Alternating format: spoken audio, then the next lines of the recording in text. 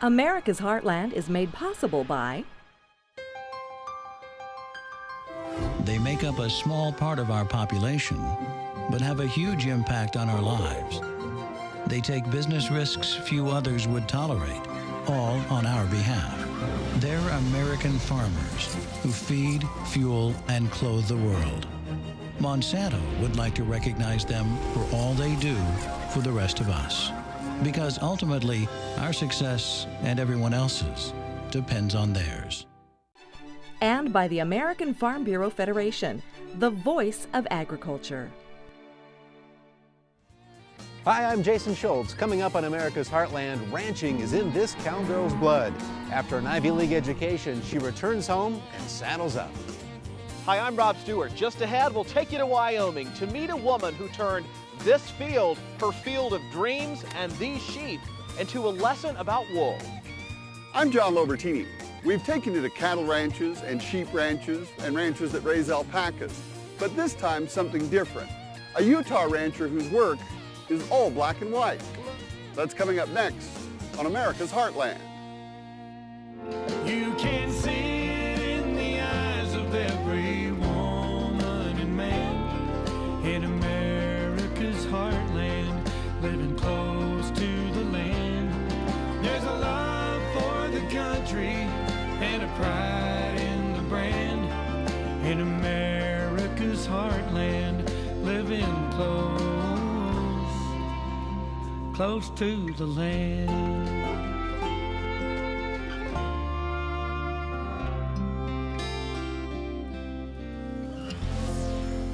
Whether or not to return to the land after college is a question faced by many young people who grew up in agriculture all over the United States. And one young woman who grew up on a Colorado ranch decided early on that she wanted to return to the land herself, and she's also using her experience to help other young ranchers get their start.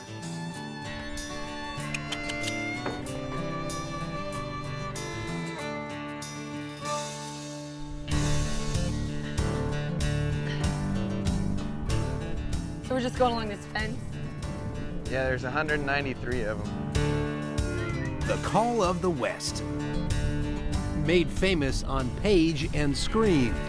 For some, the lure of ranch life is as strong today as it was when settlers crossed these plains. For the Johnson family of southeast Colorado, it's a desire to return to the land. Meet Jen Johnson, her brothers Will, Miles, and Charlie. On any given day, you might find them rounding up cattle on their family's 20,000-acre ranch. They do it the same way their ancestors did more than 100 years ago on this same ground. I think this is a really special place. And for me, it's just 5 generations of history. This is what my childhood is all about. Hers may not be the first image that comes to mind when you think of rough and ready ranching, but the reins fit just as snugly in her hands as they do in her younger brother's. I'm not in a family where women have been delegated to the kitchen and making sure that when all the boys come in for lunch, there's a hot meal. I've been one of the boys, and that's always the way it's been in my family. And I know I'm very lucky to have been in an environment like that. Her work on the ranch today comes in between receiving a degree from Princeton and grad school. It might not make sense to some, the idea of returning to a place where the neighbor's house isn't even on the horizon and the closest gourmet coffee shop is 63 miles away. There are a lot of things you can do with an Ivy League education, right? There are. I have friends all over the world doing fascinating things, important things. But honestly, I don't think there's anything more important that I could do than to use, what I've been blessed with as a background, as well as my education and experience, than to be part of agriculture and be part of ranching. Jen's commitment to agriculture also brings a new and slightly unorthodox approach. She's developing innovative land conservation and management programs with the Nature Conservancy, an environmental group that hasn't always been looked at favorably in the agriculture community. Frogard Ryan is the program's Eastern Colorado director. Well, I think ranching and ranchers have been the lifeblood of rural communities and have been preserving wildlife habitat for many generations. And so it's critical that we work hand in hand with the ranching community. My family for 100 years has been stewarding this land, and it's, you know, our livelihood literally depends on the health of this land and how well we take care of it. Can the Nature Conservancy teach ranchers something? I think absolutely. Can ranchers teach the Nature Conservancy as well as the conservation community at large something? Absolutely. Her latest project, a program that pairs up young ranchers with innovative established ranchers to help get their start. Jen's father admits he was skeptical when he first learned about his daughter's plans with the Nature Conservancy, but in time he changed his views. They want to conserve this open space, and that's what we want to do. You know, to make room for the future generations, if there's some tax credits we can use to do it, that just helps us do what we want to do. And the future generations here all intend to make ranching part of their lives. Jen's brother Will is back for the summer after getting his degree from the University of Pennsylvania. So it was quite the change coming from population 250 Kit Carson to the middle of Philadelphia. So I imagine you were a little bit of a culture shock for you there. Yeah, it was a good time, but yeah, it took a little getting used to. Probably made some friends who weren't ranchers, I imagine, right? No, I looked for them, but in the school of 10,000, I, honest to God, never found one that was really a rancher. Get this one. Will intends to return after a career in the Marines. You know, all of you, I guess at some point, will probably be back involved with this ranch again in a larger sense. What do you think it's going to look like out here? I'm pretty hopeful. I think we're getting some angles that come at agriculture that's not, you know, the typical ag school and stuff. So I think, I mean, I don't want to sound too boastful and stuff, but I expect big things from us. A couple of Ivy Leaguers bringing fresh ideas and a healthy respect for history back to the ranch. I mean, I think somebody's going to win, somebody's going to be able to do this, and I think they'll have as good a chance as any kids to do it. I'm very proud to use my Ivy League education for this. I couldn't think of a better use for it.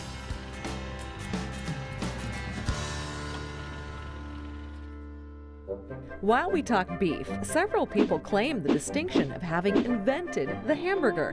But it was Colorado cook Louis Ballast who, in 1935, trademarked the name cheeseburger for his Humpty Dumpty drive-in in Denver. If you're including more rice in your diet these days, then you're not alone. The American farmer will plant nearly 3 million acres of rice in an average year. Nearly half that is planted right here in Arkansas. And for one Arkansas farm family, that means some special crops.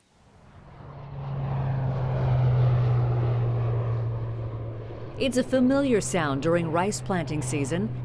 Aerial spraying on this family's fields of grain.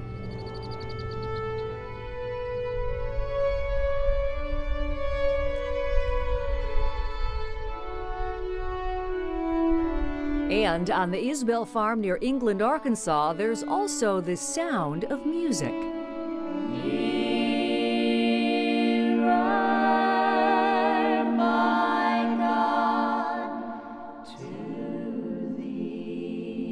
Gathering the family together in music and song has become a tradition when celebrating a new silo on the farm. We share everything, and it's been a real blessing to have our family so close. Once this silo finishes holding a note, it will begin holding rice. But not just any rice, a very special variety of rice favored by customers in Japan. The rice is sweet and it's smooth on your tongue, and when you bite it, it doesn't quite bite in two, but it springs back. Arkansas farmers planted more than 1.3 million acres of rice in 2008, mostly long and medium grain varieties. But the Isbell family also raises a special variety, once only found in Japan. That effort sprung from a 1988 conversation with a Japanese rice expert. He was telling me about the differences in the rice in Japan. He was telling me that one rice was better grown in the northern part, one in the southern part. And he asked me about Arkansas, and I told him as far as I knew, you know, you just put gravy on it and eat it. And then he said, but you can't grow that in the United States. And so I just said to myself, I bet you can. So Chris and his father Leroy successfully planted test plots of kasha hikari rice. They had a taste test and had the Japanese rice and then the American rice. And they all checked it, you know, and Chris's rice come out first. Changes in trade laws ultimately opened Japanese markets to the family's rice, and the Isbels gained celebrity status overseas. But growing the specialty crop demands exacting attention to fertilization and protein levels. I know Japanese rice is a finicky type of crop to grow. What are some of the challenges that you've had? It has a weak straw. When it matures, it falls over. And that's a difficult thing. We have specialized equipment to deal with that, but it's still not fun. Flat fields and natural wetlands encourage rice production in Arkansas. Farmers flood fields to control weeds and protect soil nutrients. Managing levees is very time-consuming when you farm a lot of ground. That's about all you do. That's the biggest part of growing rice is managing the water. To alleviate that concern, laser technology is used to level the tiered fields, clearing the way to improve production. And with planting, spraying, harvesting, and marketing, it's an operation that involves every member of the Isbel family. We're so close. Everybody feels everyone else's pain because we're all in the same boat. So far, that boat's been good sailing for a family that took a chance on a new crop. A happy ending that strikes just the right note.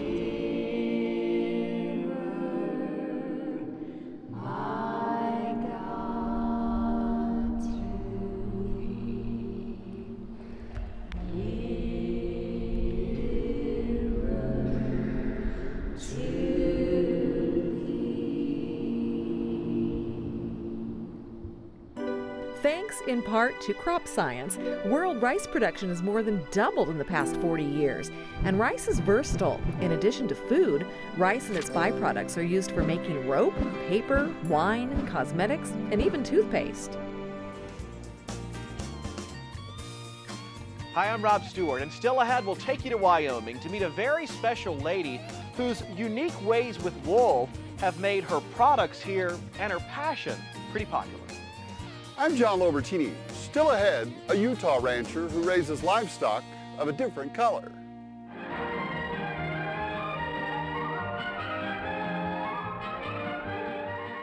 Don't call them prunes anymore. That's old school. When we pull these packages off the shelf, we call them dried plums now. Well, think about it. For years, prunes had a bit of an image problem, considered an old folks laxative or maybe a curmudgeon's cocktail. Well, for humans anyway. It took a Klingon, Lieutenant Worf, head of security aboard the Starship Enterprise, to declare prune juice a warrior's drink. Well, that certainly upped the cool factor for dried plums. 99% of the U.S. supply of dried plums are grown in California.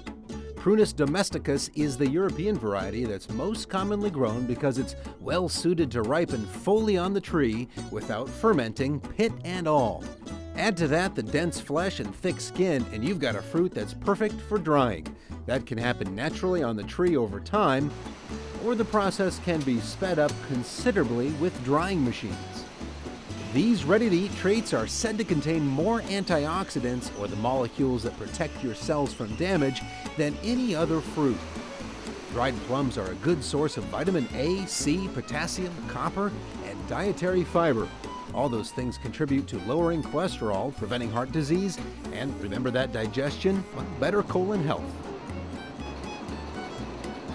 The ideal packaging is clear so you can see what's inside. Otherwise, make sure the container is tightly sealed for the freshest dried plums. Store them in a cool, dry, dark place for several months. Some folks keep them in the refrigerator to keep them fresher longer. Well, one more wrinkle to iron out. All prunes are plums, but not all plums become prunes. It's a botanical thing. The round, fresh plums you see in the grocery store in general do not become prunes. Plum confused? Well, you could do what the Klingons do. Those warriors contemplated over a fresh glass of prune juice. There seems to be a growing demand for products in this country made with wool. And here in Wyoming, that wool comes from sheep like these little guys and from a woman whose passion and purpose is all about lessons from the land. It's a Wyoming legend that these hot spring hills of Thermopolis are filled with the spirits of days gone by. And so goes the legend of Sheep Queen Lucy Moore, who bravely grazed her sheep in the graceful peaks and valleys of Copper Mountain in the late 1800s. More than a century later, sheep are still running this land at Lucy's Sheep Camp, named after the Sheep Queen herself. But there's a new queen of the sheep these days, Billie Jo Norsworthy, herding with her family in the shadows of Copper Mountain. But this is a sheep shearing business for all things wool. For Billie Jo, it all began with a needle and a dream and 4 sheep. I think the way I was raised was to be a big thinker. And so to have only limited myself to 4, that's just not really my personality. 4 quickly grew into 150 sheep. Billie Jo raises them for their soft wool coats, turns the fleece into yarn, and sells it. So all of this wool, everything that you're using today that is wool. Each week, Billie Jo hosts crafting clubs to celebrate the wonders of wool at her specialty shop right in the middle of her fields filled with sheep. It's kind of like your signature as a fiber artist. Billie Jo's creative focus is part of her passion. Here she celebrates the fabric of this country. So I thought, what better way to incorporate, kids and people that live in the city to agriculture than using wool. It's something that's a little more familiar to everybody and something that they can take home with them, whether they live in the city or the country. You don't just farm anymore. You don't just ranch. A lot of times you have to have another income, and I didn't want to work in town.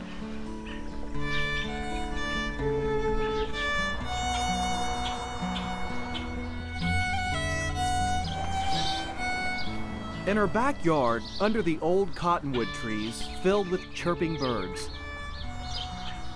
Pole by pole, petal by petal, Billie Jo spins wool into yarn, spinning in the same yard where her father once played as a child. You talk about the need for people to be able to diversify.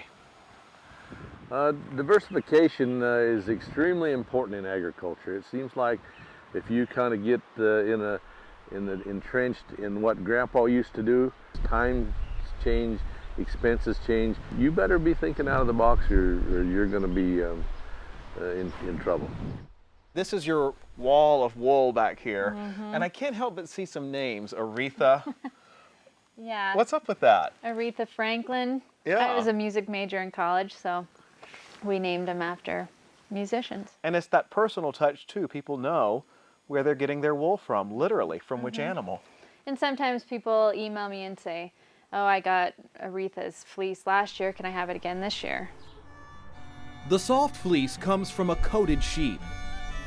Each bag of wool is a year's worth of growth from a single animal. But it's a lifetime of dreams for Billie Jo and her dad, here in the shadow of Copper Mountain. I don't know how you could look at this and know that you own it for now and not feel blessed. I mean, it's green and God gives you the wildflowers, and it's nature, and we get to be immersed in it. Wool is used for many more things than sweaters. Wool fabric is used in covering the rubber core of tennis balls, and a regulation baseball is wound with more than 100 yards of wool yarn before being covered by cowhide.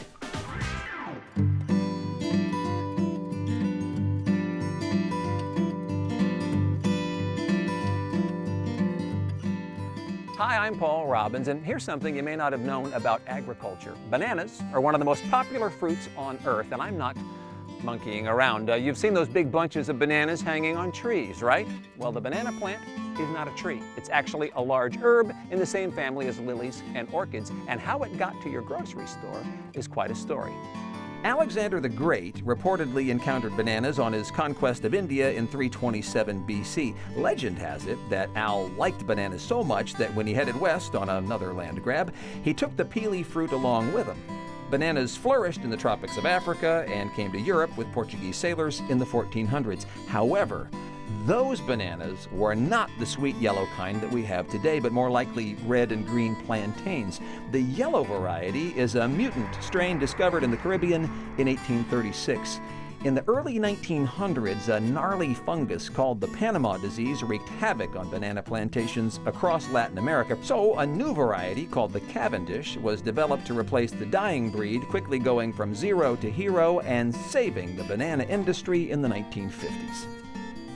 Bananas are basically fat-free and low in sodium and calories. And why are they bent like this? Well, baby bananas start their lives straight, but scientifically they grow against the pull of gravity, tilting up rather than down. Dwayne Gilbert is not your typical rancher. Sure, he raises cattle here on his ranch in Utah. He's also got some horses. But take a closer look at his land here in Castledale, and you'll find some unusual looking livestock. Dwayne Gilbert is a busy man. He works the night shift at a Utah coal mine, but spends his days feeding his animals and handling the usual dirty work. But there's something else that makes him one of a kind. Come on! Dwayne Gilbert is a zebra rancher, and he's been a success at it for close to 20 years. You know, a friend of mine in California years ago says, "You really like horses." He says, "Try zebras." He says, you just love zebras. And love them he does, often from the day they're born. Baby zebras are always in demand, mostly by petting zoos. And as they get older, these striped equines attract the fancy of exotic animal collectors. Is this a business or a hobby? It's not a hobby. I work for this. And while other livestock markets go up and down, the demand for these colorful animals seems to be recession-proof.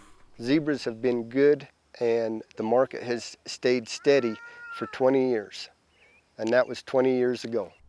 Zebras are more expensive than the average horse. A stud commands around $3,500. A mare, twice that. A full-grown zebra? Well, one of those can fetch as much as $10,000. There are only a small number of zebra breeders across the country. Dwayne's Utah ranch is one of the few in the West. His wife, Colleen, helps run the operation. Ever had reservations about this zebra thing? I've had reservations about all of his animals. And that includes Watusi cattle. Like the zebra, they're native to Africa. In fact, one of Dwayne's herds set a world record for the size of its horns. But it's the zebras that get most of the attention. Despite all appearances, this is no black and white job. Zebras are still wild animals, which makes them temperamental, unpredictable, and difficult would be an understatement. Come on! The family manages about 40 zebra here on the grassy plains of central Utah. These animals are built to run from their predators, but they've been known to run themselves to death into trees or fences. Dwayne's son, Jesse. They're high-strung. They're not so much temperamental as high-strung. You don't want to get them running because when they start, they don't stop. That's another reason Dwayne screens prospective buyers. Usually people come here and pick them up. This call came from California, but his license allows him to sell anywhere in the world. You feed them hay, the upkeep on them is a lot like a horse. People that call and say, you know, I live in the middle of a city and I want a baby zebra, or I want a zebra to put in my yard. You know, I just more or less explained to him that it wouldn't be a fitting situation for him. Dwayne has found his zebras in demand, and not only in the United States. Some zebra ranchers in Africa have even used Dwayne's stock to improve their own herds. Yeah. Now all this makes Dwayne a big hit with the grandkids, and Colleen has a sense of humor about it all. Look around and you'll notice a zebra welcome sign, a zebra doormat, kitchen chairs in zebra stripes, and dozens of black and white figurines. It makes it easy for my kids or my friends to find something to give me. Dwayne will tell you that zebras set his ranch apart. Lively colored livestock, quite unlike anything else. We raise for people to enjoy, and that's what they're for. It's not to make a lot of money out of it. Once you've owned zebras, it's hard to not own another one. I mean, just people love to have them around. And that's going to do it this time. Thanks for traveling the country with us on America's Heartland. Don't forget, there's a lot more on America's Heartland on our website, including video from today's stories. Just log on to americasheartland.org. We'll see you next time. To order a copy of this broadcast, visit us online or call 1-888-814-3923. The cost is $14.95 plus shipping. You can see it in the eyes of every woman and man in America's heartland, living close to the land. There's a love for the country and a pride in the brand in America's heartland, living close to the land. America's Heartland is made possible by They make up a small part of our population, but have a huge impact on our lives. They take business risks few others would tolerate, all on our behalf. They're American farmers who feed, fuel, and clothe the world.